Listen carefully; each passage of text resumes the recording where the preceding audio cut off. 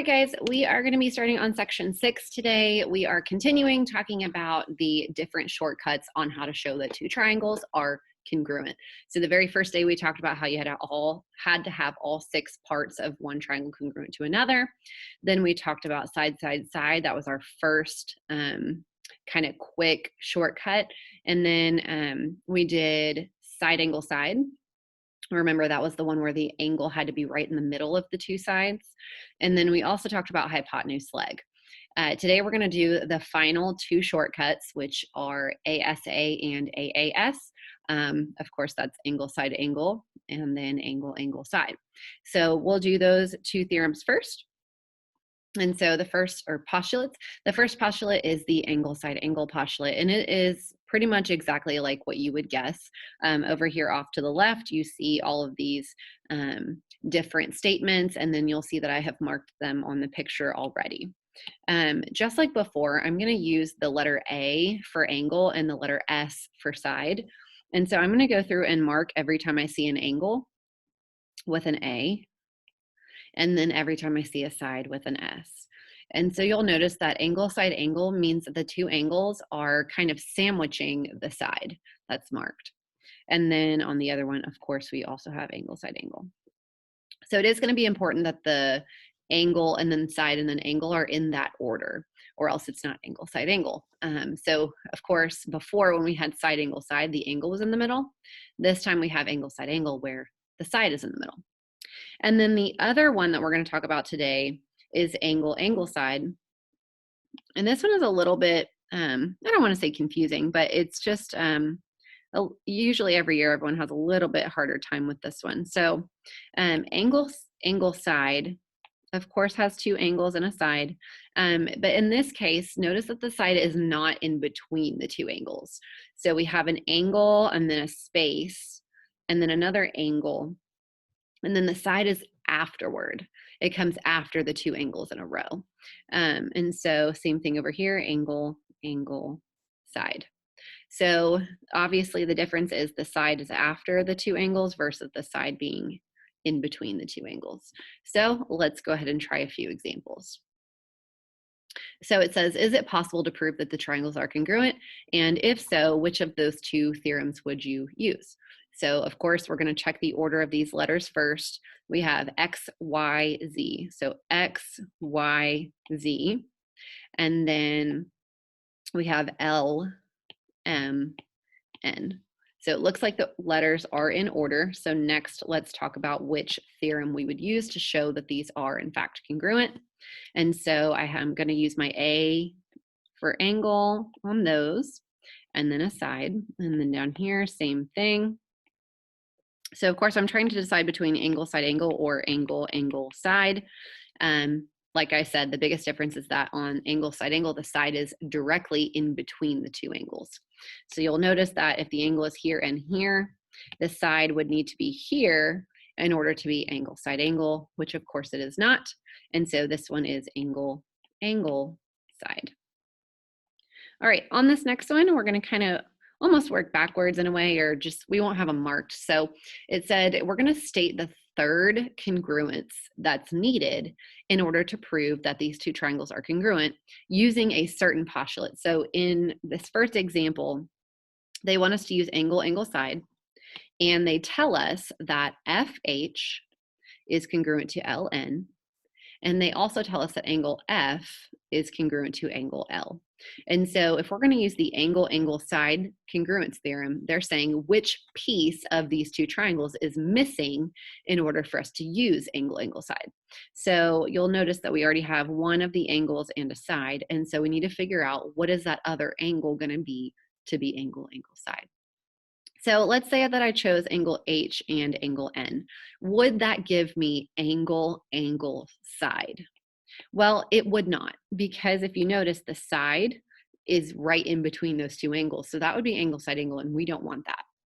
Okay, so instead of choosing those, let's look at angle G versus angle M, and angle M. So in this case, we have an angle here, we have an angle here, and then we have a side. So this is going to be using angle, angle, side. And so the two missing angles that we have are angle G and angle M. All right, so we're going to do a very similar question, but on this next one, they want us to do angle side angle. And so we still have the same things congruent. We have FH congruent to LN, and we have angle F congruent to angle L. And so in this case, they want us to do angle side angle. And so you might already know the answer based on the last one, but we need this angle right here, of course, and this angle here to have angle side angle. And so we're going to say angle H is congruent to angle N, which is the missing piece. All right. Next one, we have what you would call a word problem, right? Everyone loves these. It says, tell whether the given information is enough to determine that the two triangles are congruent. And if you think yes, or even no, explain why.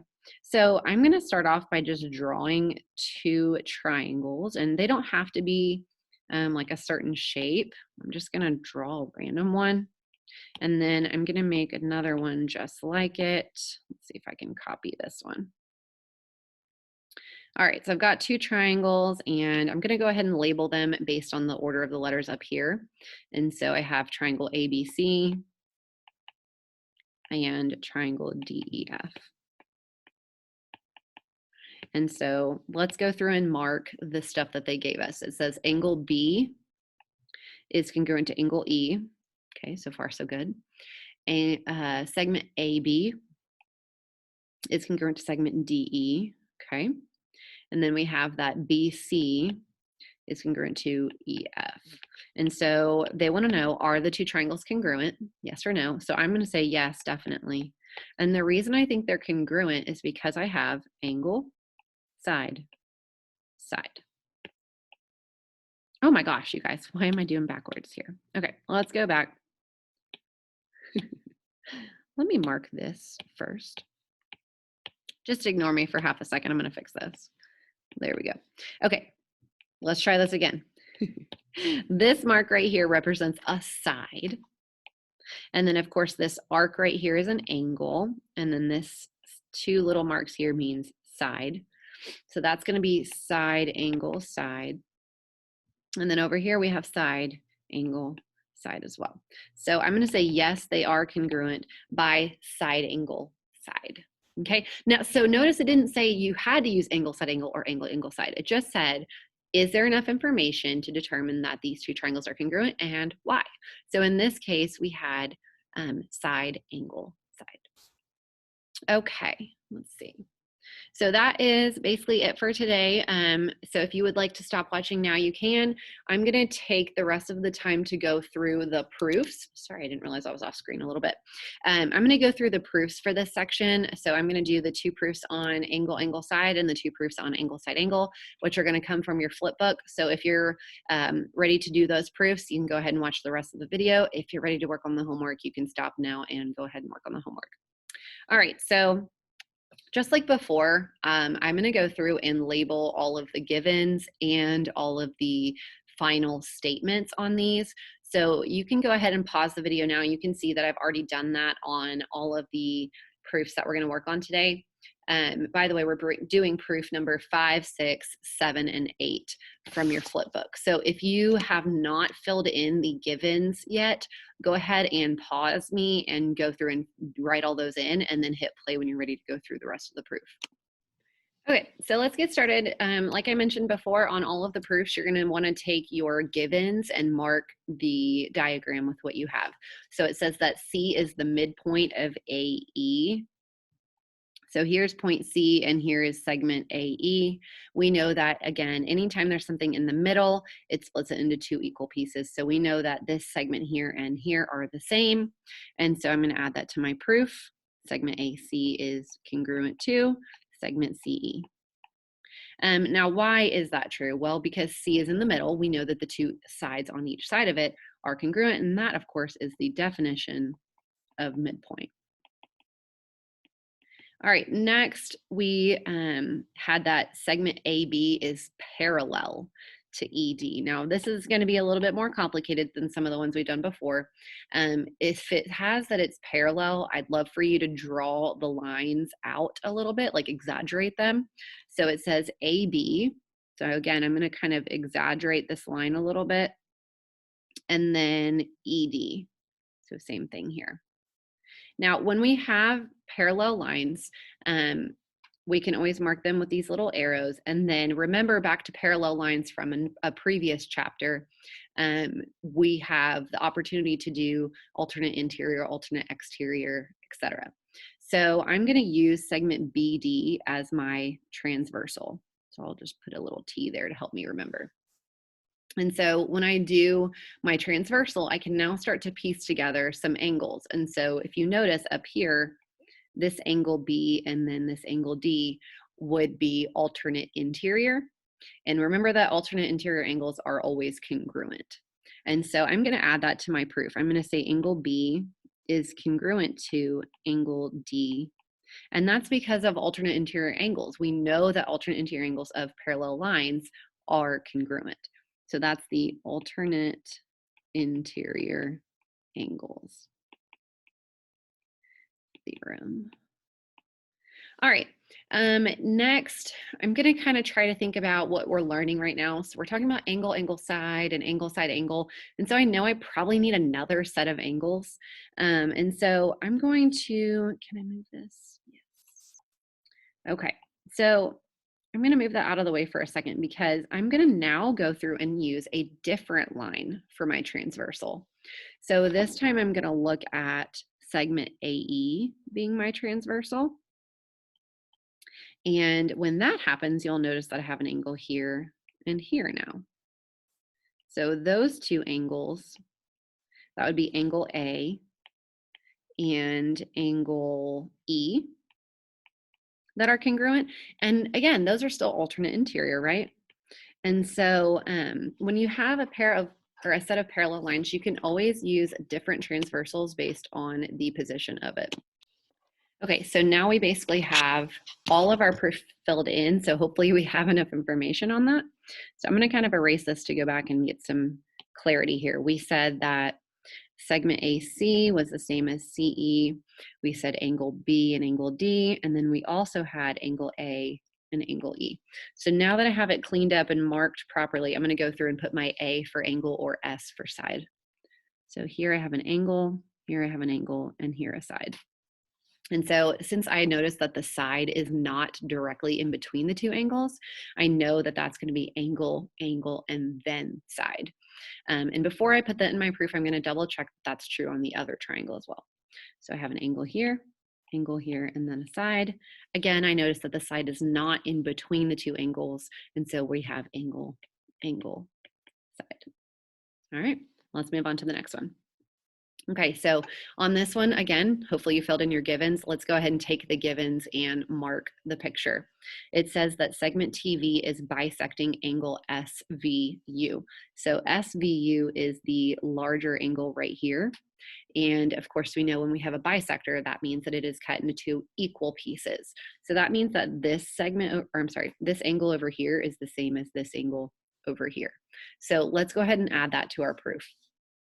So the angle on the left side, I'm going to call that angle SVT. And then the angle on the right side, I'm going to call angle UVT. And how did I know that those were congruent? Well, I had a larger angle that was cut in half. And so that is the definition of angle bisector.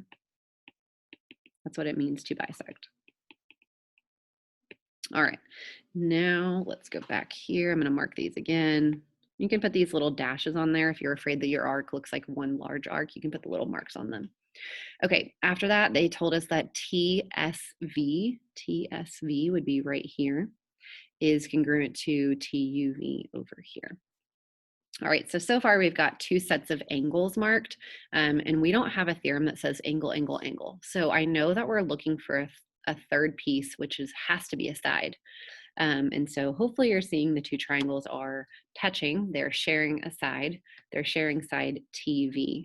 So this side right here I'm going to put in my proof as congruent to itself using that reflexive property that we've talked about before. And so now that I'm at the end of my proof, I'm going to go through and label S for side or A for angle. So we have an angle, we have an angle, and we have a side. And so I'm noticing the side is not, again, it's not between the two angles, so it has to be angle, angle, side. All right, let's move on to proof number 5. So as always, I'm going to check my given and mark it in my picture. I'm only going to work on one at a time. So it says that segment PQ is parallel to segment RS. Just like we mentioned before, we're going to take those and we're going to exaggerate the lines.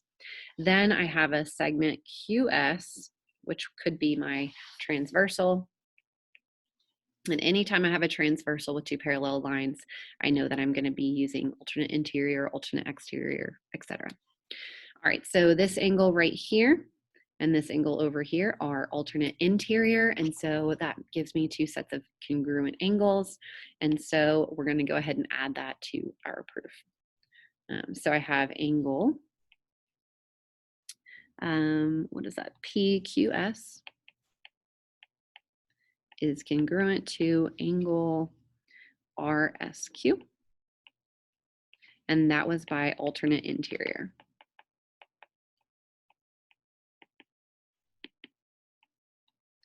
All right, so we're done with that set of parallel lines. Let's move on to the second given that they had for us, which was segment QR this time is parallel to segment PS. And anytime I have two parallel lines, I'm going to go ahead and also highlight the transversal. And as the previous problems, we're going to go through and find any alternate interior, exterior, etc. And so I see that I have one right here and one down here. So just like on the previous line, we have two angles that are congruent by alternate interior. The top angle, I'm going to call that RQS. And the bottom angle, I'm going to call PSQ. So again, this is alternate interior angles theorem. All right, so now that I'm done with my parallel lines, I'm going to go through and just mark the things that we talked about as congruent. We had these here and also these here. And then we, of course, need a third piece to this puzzle. And just like on the previous problem, I have two sets of angles congruent, which means I know I need a side. So I'm hoping you're seeing it. The side in between the two, or the side that they share, of course, is important. And so this segment here, QS, is congruent to itself. And that is the reflexive POC. Oops. Okay. So very last thing I want to do, just like on all of the other proofs we've done, I'm going to label A for angle and S for side. So I have an angle here, side here, angle here. I can see the side is directly in between the two, so that is angle, side, angle. All right, very last one. Just like before, I'm going to go through and label everything that I have in my proof. So C is the midpoint of segment AD. So that means that C is in the middle, which means that I have two congruent pieces on either side. And of course, I need to add that to my proof. AC is congruent to CD. The reason I knew that is because C was in the middle, or it was a midpoint, so that is the definition of midpoint. So hopefully you can see that these are like becoming repetitive. We're going to use the same theorems over and over, so hopefully they'll get a little bit easier each time. All right, next we have in line 2 that segment AB is parallel to segment EC. So I'm going to exaggerate them, make them parallel. I'm going to try to find a line that could be a transversal.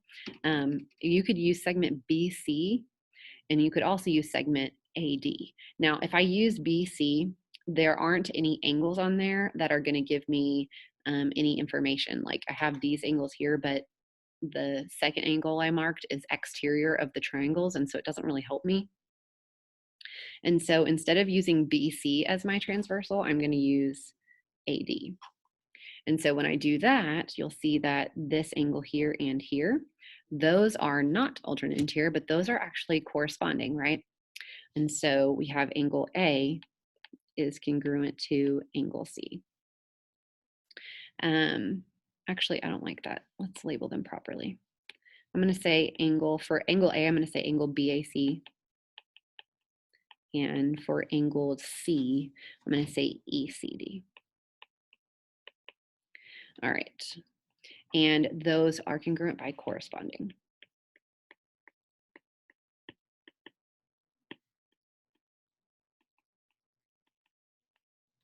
All right. We have another set of parallel lines.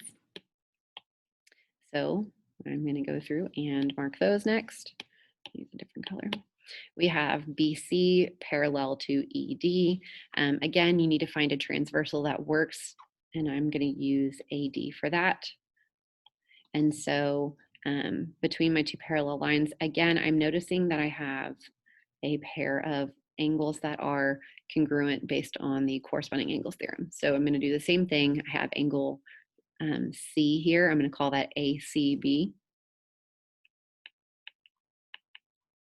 And then the second angle, angle D, you could say angle D for that one because it doesn't share any other angles with that, but I'm going to go ahead and say CDE. And that is the same reasoning, it is corresponding. And so the final step on here is to decide if we're using angle side angle or side angle side. Oops. And so, see you later. And so I'm going to go ahead and mark everything one more time, make sure I have it all, and then we'll go ahead and label with the A's and S's. So these were marked earlier. We had angle A and angle C. We also had angle C and angle D. Okay, so we've got them all marked again. And so let's label A or S or A. And so you can see that we're getting angle side angle. All right, guys. That was fun, wasn't it? I'm hoping that these proofs are just getting easier and easier each time. You'll notice that anytime you have parallel lines, you're going to be doing alternate interior or corresponding, right? You'll notice that we have the definition of midpoint a lot. We also use the reflexive property when they're sharing a side. Sometimes we do vertical angles even. So all of those things that we've talked about for the previous few chapters, those are going to come into play into our proofs. And so none of those things are off limits. So you definitely want to stay up to date and refreshed on all of those theorems that we've talked about in the past. All right, guys, I hope this was helpful. If you have any questions, as always, feel free to reach out and I'll see you soon.